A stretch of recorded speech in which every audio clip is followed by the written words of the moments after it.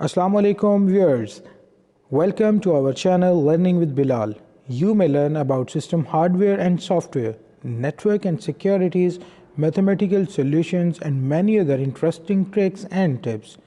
Let's start our today's topic and don't forget to subscribe and share with your mates. Bismillahirrahmanirrahim. Assalamu alaikum. Myself Bilal Munir and you are watching Learning with Bilal. आज हम जी Windows server 2012 R2 install करने वाले हैं। तो उसके लिए Windows installation के लिए आप सब लोग जानते हैं कि हमें एक ISO चाहिए होता है। या तो आप लोग इंटरनेट से जो है वो सर्वर 2012 का एक ISO डाउनलोड कर लें, बहुत सारी जगहों से आपको मिल जाएगा, या फिर आप मार्केट से सर्वर 2012 R2 की एक डिस्क परचेज़ कर लें। तो मैं भी ISO को डाउनलोड करके और उसको बूटेबल का तरीकाकार एक वीडियो में आपके सामने डाल दूँगा। तो अभी फ़िलहाल जो है वो हम स्टार्ट करते हैं विंडोज सर्वर 2012 की इंस्टॉलेशन। चूँकि बूट करने का तरीकाकार और ISO एक जनरल चीज़ है जो कि आप सब लोग ऑलरेडी जानते हैं उसके बारे में। तो हम क्या करते हैं जी, हमारे पास एक मशीन अवेलेबल है, हम मशीन को रीस्टार्ट कर लेते हैं और USB मैं लगा चुका हूँ इसके साथ। सिस्टम रीस्टार्ट करने के बाद आप देखें जी प्रेस एनी की, तो हम कोई भी की प्रेस कर देते हैं तो ये USB बूट हो गई हमारे सामने। उसके बाद फाइल्स लोडिंग पे आ गई हैं और अब ये लोड कर रहे हैं उन फाइल्स को। तो बिल्कुल सिंपल सा तरीकाकार है, जिस तरह से आप लोग विंडोज़ 8 या विंडोज़ 10 इंस्टॉल करते हैं एज़ इट इज़ उसी तरह से होगा। इसमें कोई भी रॉकेट साइंस नहीं है सेपरेटली। तो हमारे सामने देख सकते हैं एक सिंपल हमने ISO बूटेबल करके सिस्टम के साथ USB लगाई, सिस्टम को रीस्टार्ट किया, देन प्रेस एनी की के ज़रिए से हमने क्लिक किया और सिस्टम हमारा USB से बूट होकर हमारे सामने आ चुका है। तो अब आप देखिए जी हम क्या करेंगे, डिफ़ॉल्ट सेटिंग्स आ रही हैं इंग्लिश वगैरह सारी, तो एज़ इट इज़ यही चाहिए होती हैं हमें। अगर आपको कोई और दरकार है तो आप ड्रॉप डाउन मेन्यू में जाके इसको चेंज आउट कर सकते हैं। हम इसको नेक्स्ट करते हैं, देन इंस्टॉल नाउ पे जाएंगे। रिपेयर योर कंप्यूटर का ऑप्शन उस सूरत में यूज़ करेंगे जब आपके पास ऑलरेडी सर्वर 2012 इंस्टॉल था, उसके अंदर कोई फाइल वगैरह करप्ट है या उसका कोई प्रोसेस कम्प्लीटली वर्क नहीं कर रहा, तो आप रिपेयर टूल की मदद से उसके अंदर कुछ फाइलें ऐड आउट करवा सकेंगे। तो हम चूँकि फ्रेश विंडो इंस्टॉल कर रहे हैं तो हम इंस्टॉल नाउ पे चलते हैं। इंस्टॉल नाउ पे क्लिक करने के बाद सेटअप स्टार्टिंग पे आ गया जी। थोड़ा थोड़ा सा टाइम लेता रहेगा, लोडिंग भी करेगा साथ साथ। ये देखिए अब हमारे पास जो USB सिस्टम के साथ अटैच है उसमें ये टोटल 4 वर्जन्स अवेलेबल हैं, जिसमें सर्वर 2012 R2 स्टैंडर्ड कोर है और एक स्टैंडर्ड है। उसके नीचे डेटा सेंटर कोर वर्जन है और डेटा सेंटर है। तो हमें कोर नहीं चाहिए, हम स्टैंडर्ड इस्तेमाल कर लेते हैं। विंडोज 2012 R2 स्टैंडर्ड ये हमने सेलेक्ट किया और उसके बाद नेक्स्ट बटन पे चलते हैं जी। नेक्स्ट पे क्लिक करने के बाद हमारे सामने लाइसेंस एग्रीमेंट है, इसको हम आई एक्सेप्ट पे चेक लगाएंगे और नेक्स्ट कर देते हैं। देन हम कस्टम पे चलते हैं। अपग्रेड का मतलब कि आपके पास ऑलरेडी पार्टीशंस वगैरह बनी हुई हैं, तो नीचे कस्टम में हम कस्टम पे चलते हैं ताकि हमें एडवांस ऑप्शन मिल सकें और हम जो भी पार्टीशंस के साथ करना चाहें वो कर लें। एडवांस पे क्लिक कर लेते हैं। जो 60 GB अवेलेबल है जी मेरे पास, मैं सबसे पहले ये देखें आ रहा है जी अनएलोकेटेड स्पेस है, इसकी पार्टीशन जो है वो क्रिएट नहीं हुई। तो मैं न्यू पे क्लिक कर लेता हूँ। तो मुझे एक ही पार्टीशन चाहिए, 2 पार्टीशंस की ज़रूरत नहीं है मुझे। तो टोटल मेमोरी जितनी यहाँ पे आ रही है मैं इसी को अप्लाई कर देता हूँ। अगर आपको पार्टीशंस करना होती हैं, लेट आप चाहते हैं कि आपके पास ये 30 GB हो जाए, तो आप यहाँ पे 30 टाइप कर देंगे। 30 टाइप करने के बाद ये आप देख सकते हैं जी मैंने यहाँ पे 30 टाइप कर दिया। 30,000 तक ले जाएं इसको, लाइक दिस। ये 30 GB हो जाएगा। अप्लाई, इसको हम ओके करते हैं तो आप देखेंगे कि 60 GB में से उसने कुछ सिस्टम रिकवरी के लिए कुछ रिज़र्व डाटा रख लिया, नीचे 128 MB उसने MSR के लिए रिज़र्व कर ली और ये 28 GB उसने बना दी पार्टीशन जो हमने बनाई थी। दूसरी पार्टीशन पे हम क्लिक करेंगे, इसको न्यू करके अप्लाई कर देंगे, ये 2 पार्टीशन हमारे पास हो जाएंगी C and D। लेकिन जो कि हमें दरकार एक ही है, हम नहीं चाहते कि ये इस तरह हो जाए, तो हम इनको दोबारा से डिलीट कर लेते हैं। बारी बारी सब पार्टीशन को सेलेक्ट करेंगे और डिलीट करते चले जाएंगे। ये 2 पार्टीशंस रह गई, उसके बाद ये आ रही है जिसको भी हम डिलीट करते हैं। तो ये देखिए दोबारा से इकट्ठी हो गई। हम इसको न्यू पे लेके चलते हैं। टोटल जितनी मेमोरी अवेलेबल है हम इसको अप्लाई कर देते हैं, देन ओके। तो ये हमारे सामने एक ही पार्टीशन आ गई। सिस्टम ने अपनी जो फाइल्स चाहिए थी उनके लिए जगह रिजर्व कर ली है सारी। हम इसको पार्टीशन नंबर 4 जो 59.5 GB हमारे सामने, इस पर सेलेक्ट आउट करेंगे और नेक्स्ट कर देंगे। तो आप देख सकते हैं कॉपिंग फाइल्स स्टार्ट हो गई हैं जी। ये अब यहाँ पे कुछ 5 से 7 मिनट लेगा, डिपेंड करता है आपकी मशीन पे। तो चलते रहेंगे। ये पहले कॉपीज़ फाइल करेगा, उसके बाद ये 3-4 इसके और ऑप्शंस हैं। यहाँ पे हमें कुछ भी करने की ज़रूरत नहीं है, ना ही इसने कोई हमें ऑप्शन यहाँ पे पूछना है कि क्या करना है या कुछ सेटिंग यहाँ पे देनी है। तो मैं अभी फ़िलहाल इसको पास कर लेता हूँ। जैसे ही मैं इसके लास्ट स्टेप तक आता हूँ तो मैं फिर दोबारा हाजिर होता हूँ।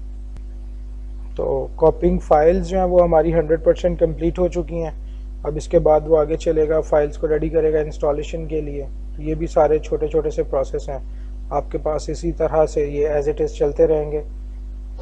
तो देखते हैं आगे चलते हुए ये कितना वक्त लेता है और क्या करता है। इतना लंबा नहीं है, तकरीबन 1 मिनट 1.5 मिनट में इसने कंप्लीट आउट कर ली है कॉपिंग फाइल्स।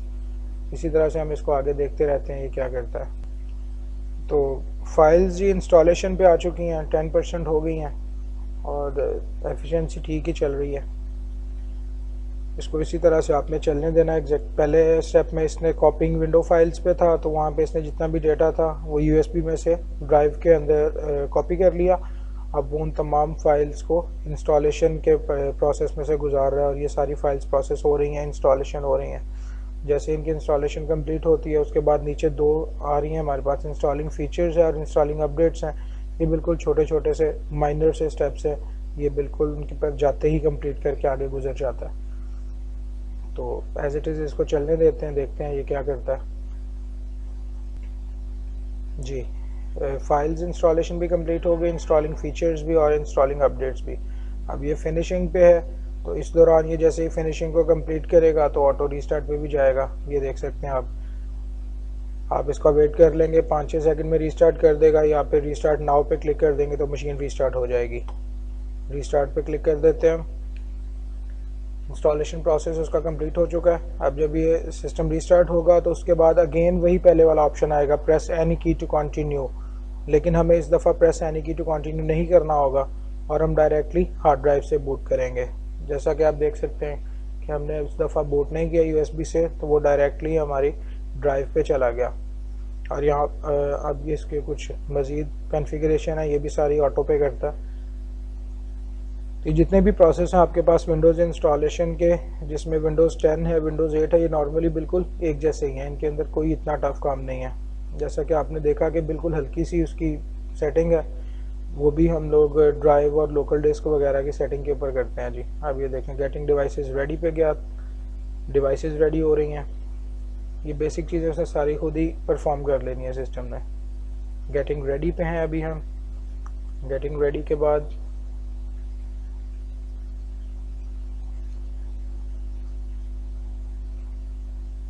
अगेन सिस्टम रीस्टार्ट हो गया। तो ये जितनी दफ़ा भी रीस्टार्टिंग पे जाएगा ये ऑटोमेटिकली उसको दोबारा से, जब अपनी सेटिंग जिस जगह से उसने रीस्टार्ट करवाना होती है उसको अगेन रिज्यूम कर देता है। वो 2 से 3 दफ़ा नॉर्मली इंस्टॉलेशन के दौरान इसने रीस्टार्ट होना होता है।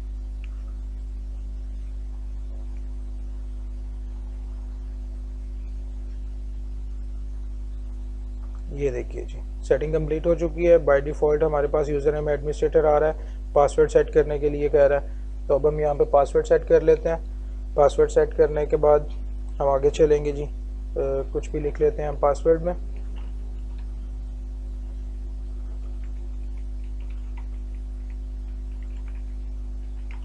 हमने पासवर्ड लगा लिया और री एंटर में कंफर्म किया। उसके बाद हम फिनिश पे चलते हैं। वो कह रहा है जी कि आपने जो पासवर्ड टाइप किया है वो कम्प्लेक्सिटी रिक्वायरमेंट के बिल्कुल अपोजिट है। दैट मीन्स हम कुछ कैपिटल लगाते हैं, एक कैपिटल लेटर लगा लेते हैं, देन स्मॉल, फिर कोई स्पेशल कैरेक्टर लगा के साथ में कुछ नंबर्स ऐड कर लेते हैं, तो फिर कम्प्लेक्सिटी पूरी हो जाएगी। जैसा कि देखिए मैंने एक टाइप किया, यहाँ पे कैपिटल ए लगा दिया, then DMIN, then dot special character के तौर पर और नंबर। तो ये एक मेरे पास चारों चीज़ें यूज़ हो गई। न्यूमेरिक वैल्यू भी आ गई, स्पेशल सिंबल भी आ गया, स्मॉल लेटर्स में भी और कैपिटल लेटर भी इंक्लूड हो गया। तो अब हमने सेम यही चीज़ री एंटर कंफर्म करने के लिए री एंटर पासवर्ड भी वही लिखा और अब फिनिश कर देते हैं। तो अब वो कम्प्लेक्सिटी इशू ख़त्म हो गया। पोस्ट सेटअप इन्फॉर्मेशन आ गई हमारे सामने, ये आपके सेटअप के साथ में दिखाई दे रहा है जी। ये जो हमारे पास वर्जन अवेलेबल है ये उसके बारे में कुछ इन्फॉर्मेशन थी और ये विंडोज़ इंस्टॉल होकर सिस्टम हमारे सामने है। अब यहाँ पे Alt Control Delete प्रेस करेंगे ये देखिए पासवर्ड, जो पासवर्ड हमने सेट किया था एडमिन के लिए वो पासवर्ड एंटर करते हैं। ये ले, ये हमारी विंडोज सर्वर 2012 कंप्लीट है। नेटवर्क अडॉप्टर का नोटिस है, यस। और server manager automatically by default system के अंदर ओपन होना होता है। तो इसके ऊपर अब हम स्टार्ट करेंगे इंशाल्लाह नेक्स्ट वीडियो में, जिसमें हम डोमेन कंट्रोलर वगैरह और उसकी सारी प्रोसेसिंग्स आगे DHCP और उसके बाद DNS सर्वर्स और फिर उसके बाद डिप्लॉयमेंट सर्विसेज भी ऐड करेंगे, रिमोट सर्विसेज, ये सारी चीज़ें हम आगे कॉन्फ़िगर करेंगे इंशाल्लाह इस पर। तो ये हमारे सामने जी विंडोज़ रेडी है, आप देख सकते हैं। हम इसको ओपन कर लेते हैं जी। ये हमारे पास जो ड्राइव आ रही थी जहाँ से हमने इंस्टॉल किया, सिस्टम के साथ अटैच है। ये हमारे पास सी ड्राइव थी जहाँ पे हमने विंडोज़ इंस्टॉल की। उसके बाद आप दिस पीसी पे राइट क्लिक करते हैं, प्रॉपर्टीज़ में चलते हैं जी। यहाँ पे जाके आप चेक कर सकते हैं, ये हमारा सिस्टम से दिखाई दे रहा है जी। सिस्टम की कॉन्फ़िगरेशंस आ रही हैं, उसके स्पेक्स दिखाई दे रहे हैं। उसके बाद विंडोज़ एक्टिवेटेड है, देन कंप्यूटर नेम आ रहा है। तो हम चेंज सेटिंग पे चलते हैं, यहाँ पे चेंज बटन पे क्लिक करते हैं और कंप्यूटर नेम हम चेंज कर लेते हैं। लेट हम इसका नाम रख लेते हैं जी बिलाल्स सर्वर। डायरेक्ट सर्वर चले नहीं यार, सर्वर हमने इसका नाम रख लिया और इसका हम ओके करते हैं। ओके करने के बाद थोड़ा सा वेट करवाएगा, फिर रीस्टार्ट के लिए हमें कहेगा, इसका नाम चेंज हो जाएगा। ये देखिए जी, you must restart your computer to apply this changes. तो हम ओके करते हैं, देन क्लोज करते हैं, देन रीस्टार्ट नाउ। तो ये मशीन रीस्टार्ट होगी, सारी सर्विसेज स्टॉप हुई, मशीन रीस्टार्ट पे चली गई। अब जैसे ही ये रीस्टार्ट होके वापस आएगी तो सिस्टम का नेम भी जो है वो चेंज हो चुका होगा।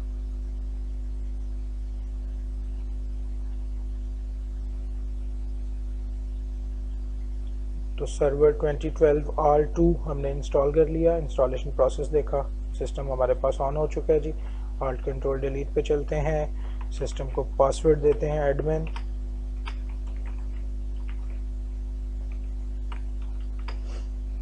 Server ready. हमने नाम जो चेंज किया था, ये जैसा कि पहले बताया आपको, सर्वर मैनेजर बाय डिफ़ॉल्ट हमारे पास ओपन होता है। तो अब हमारे पास सिस्टम का नेम भी चेंज हो चुका है, ये देखिए। तो आप लोग विंडोज़ इंस्टॉल कर लें, प्रोसेस कीजिए इसको। इंशाल्लाह नेक्स्ट वीडियो में हम डोमेन कंट्रोलर की तरफ चलेंगे कि हम किस तरह से अपने सर्वर को डोमेन कंट्रोलर में कन्वर्ट कर सकते हैं, एक्टिव डायरेक्टरी की सेटिंग्स किस तरह से होंगी। उसके बाद हम डोमेन होस्ट कंट्रोल प्रोसेस की तरफ भी चलेंगे, DNS भी चलेगा, और बाकी जो बेसिक कॉन्फ़िगरेशंस हमें चाहिए होती हैं डिप्लॉयमेंट वगैरह के लिए, फिर रिमोट एक्सेस के लिए, ये सारी सर्विसेज हम इसके अंदर कॉन्फ़िगर करके सिस्टम को एक्टिव डायरेक्टरी सर्वर बनाएंगे और इंशाल्लाह उस पर वर्क करेंगे। अब तक के लिए इतना ही जी, बहुत शुक्रिया, अल्लाह हाफ़िज़।